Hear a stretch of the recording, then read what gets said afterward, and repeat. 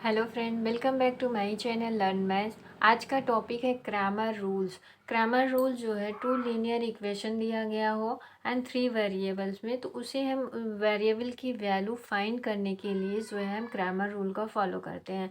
यहाँ पे हमने कंसीडर किया है system of linear equation a1x b1y plus c1z equal to d1, a2x plus b2y plus c2z equal to d2, a3x plus b3y plus c3z equal to d3। यहाँ पे हम delta find करेंगे। Determinant means यहाँ पे हम a1 a2 a3 b1 b2 b3 c1 c2 c3 यहाँ पे इस तरह लिख लिए हैं। तो यहाँ पे जो डेल्टा वन हम लिख रहे हैं, डेल्टा वन किस तरह लिखेंगे, वन यहाँ पे मिला है मीन्स फर्स्ट जो हमारा कॉलम है यहाँ पे हम ये कांस्टेंट को यहाँ पे इसको लिख देंगे। यहाँ पे हम इस कांस्टेंट को लिखेंगे तो ये इस तरह लिखेंगे यहाँ पर d1 d2 एंड d3। इस तरह हम डेल्टा वन को डिटर्मिनेंट फाइंड करके डेल्टा वन को फाइंड कर सकते हैं। यहाँ पे अब डेल्टा टू को फाइंड करना है तो यहाँ पर जो है a1 a2 रहेगा तो सेकेंड वाला b1 b2 जहाँ रहता है वहाँ पर d11 d2 d3 यहाँ पे करेंगे। ऐसे हमें डिटर्मिनेंट थ्री निकालना है, डेल्टा थ्री। तो यहाँ पर c1 c2 जहाँ था वहाँ पे हम d1 d2 and d3 means इस कांस्टेंट को वहाँ पे हमें जिसे फाइंड करना हो उसे उस प्लेस पर रख देंगे। अब हमें कंडीशन और देना चाहिए कि if delta not equal to zero हो तो हम बोलेंगे delta one equal to x D. अब हमें एक्स फाइंड करना होगा तो एक्स इक्वल टू आएगा डेल्टा वन अपान डेल्टा। ऐसे ही वाई इक्वल टू आएगा डेल्टा टू अपान डेल्टा। या ऐसे ही जेड इक्वल टू आएगा डेल्टा थ्री अपान डेल्टा। यहाँ पर delta not equal to zero होना चाहिए। यहाँ पे कंडीशन होगी delta not equal to zero, तभी हम एक्स वाई जेड की वैल्यू फाइंड कर सकते हैं। यहाँ पर हम एक एग्जाम्पल्स लेके समझते हैं। अभी ये आपको बहुत बड़ा लग रहा होगा बट जब आप इसकी प्रैक्टिस करेंगे तो बहुत ही ईजी लगता है। एक एग्जाम्पल देखते हैं हम। Solve the system of equation by Cramer rule से हमें सॉल्व करना है। X plus y equal to 4, 3x minus 2y equal to 9। तो यहाँ पर हम पहले डेल्टा को लिखेंगे। फर्स्ट हम यहाँ पे डेल्टा को लिख लेते हैं। यहाँ पर डेल्टा को लिखेंगे तो हम डेल्टा इक्वल टू क्या आएगा, यहाँ पे 1 और यहाँ पे क्या है 3, यहाँ पे है 1 और यहाँ पे है -2। ऐसा हमने डेल्टा को फाइंड कर लिया। चेक कर ले रहे हैं delta not equal to zero है कि नहीं। तो इसका डिटर्मिनेंट फाइंड करेंगे -2 -3, -2 -3 इक्वल टू आ रहा -5। ये जो है क्या है, नॉट इक्वल टू ज़ीरो है, ये नॉट इक्वल टू ज़ीरो है। ऐसे ही हम अब डेल्टा वन को फाइंड कर लेंगे। तो वन बोल रहा है तो यहाँ पे एक्स वाले के प्लेस पे हम d1 d2 की वैल्यू रखेंगे 4 9 और यहाँ पे y की वैल्यू 1 -2 इस तरह लिखेंगे। इसका डिटर्मिनेंट फाइंड करते हैं। 4 2 -8 -9, यहाँ पे ये -8 आएगा, ये -9 यहाँ पे आएगा -17।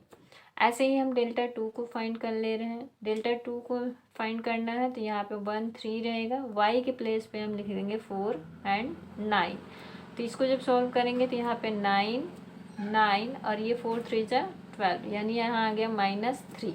तो अब हमें जो है delta one delta two find हो गई। तो x की वैल्यू क्या होती है, x इक्वल टू उल्टा delta one upon delta two. Delta one कितना है -17 और डेल्टा कितना है -5। तो यानी x की वैल्यू आएगी यहाँ पे 17 अपान 5। ऐसे ही y की वैल्यू चेक करना है तो डेल्टा टू अपान डेल्टा, यहाँ पे डेल्टा टू की वैल्यू है -3 और डेल्टा की वैल्यू -5। तो y की वैल्यू यहाँ पे हमें मिलेगी 3/5। तो इस तरह हम x एंड y की वैल्यू को फाइंड कर सकते हैं। फ्रेंड्स, जब एग्ज़ाम में हम ऐसे क्वेश्चन देखते हैं वहाँ पे हमें ऑप्शन दिया रहता है, तो हम ऑप्शन की वैल्यू भी x एंड y में रख के इक्वेशन को सेटिस्फाई अगर जो कर देता है वही उसका ऑप्शन होगा। तो हम ऑप्शन से भी चेक कर सकते हैं इसको। यहाँ पर हमने थ्री इक्वेशन लिया हुआ जो कि नॉन होमोजीनियस है। इसमें हमें चेक करना है एक्स वाई जेड की वैल्यू क्रैमर रूल से कैसे फाइंड करते हैं इसे हम देखेंगे यहाँ पर। और ये भी चेक करना है ये इक्वेशन कंसिस्टेंट है, इनकंसिस्टेंट है, unique solution, infinite many solution, no solution, ये सब चेक करना है। इसे हम डेल्टा ए किसी से भी डिनोट कर सकते हैं, जिससे डिनोट करेंगे उसी का ही डिटर्मिनेंट हमें फाइंड करना है। A1 करेंगे AX, delta one delta two delta three हम किसी से भी डिनोट कर सकते हैं। बस ध्यान रखना जिससे आप डिनोट कर रहे हैं उसी का ही डिटर्मिनेंट हमें फाइंड करना है। यहाँ पर दिया हुआ है कंसिस्टेंट।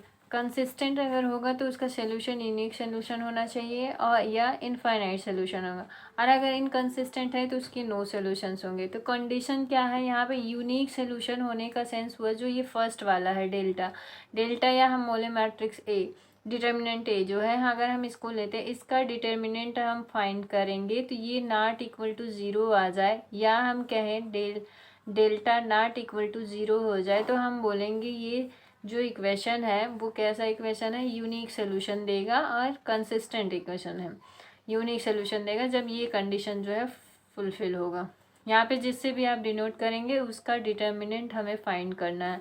ऐसे इनफाइनाइट सोल्यूशन देखना हमें कि इनफाइनाइट सोल्यूशन है क्या, तो उसकी कंडीशन है, उसका कंडीशन है कि जो है ये डिटर्मिनेंट अगर ए लिया हुआ है तो ये इक्वल टू ज़ीरो हो, या हम कहें कि हमने डेल्टा लिया है तो डेल्टा ही लेते हैं, डेल्टा इक्वल टू जो है ज़ीरो होगा, डेल्टा इक्वल टू जो है इसका डिटर्मिनेंट ये ज़ीरो हो, और कंडीशन दे रहा है जो हमने यहाँ पे delta one equal to delta two equal to delta three है, ये सभी अगर ज़ीरो आ जाए, इन सभी का डिटर्मिनेंट जब हम फाइंड करेंगे अगर वो ज़ीरो आ जा रहे हैं तो हम बोलेंगे कि ये इक्वेशन इनफाइनाइट सॉल्यूशंस देंगे, एंड जो है ये कंसिस्टेंट है। अगर कंसिस्टेंट पूछ रहा है तो कंसिस्टेंट होगा, इनफाइनाइट सॉल्यूशन पूछेगा तो इनफाइनाइट सॉल्यूशन होगा।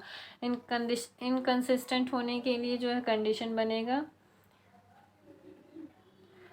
डेल्टा इक्वल टू ज़ीरो तो होगा, बट जो ये डेल्टा वन है, डेल्टा टू है एंड डेल्टा थ्री है, इनमें से कोई एक नॉट इक्वल टू ज़ीरो, इनमें से कोई भी एक जो है नॉट इक्वल टू ज़ीरो हो तो हम बोलेंगे कि वो सोल्यूशन नो सोल्यूशन होगा, एंड एक कैसा इक्वेशन होगा, इनकंसिस्टेंट इक्वेशन होगा। तो इनमें से कोई एक, इन यहाँ पे हम लिख दे रहे हैं इनमें से कोई एक नॉट इक्वल टू ज़ीरो हो जाएगा तो हम बोलेंगे कि ये सोल्यूशन इनकंसिस्टेंट इक्वेशन है एंड सोल्यूशन नो सोल्यूशन देगा।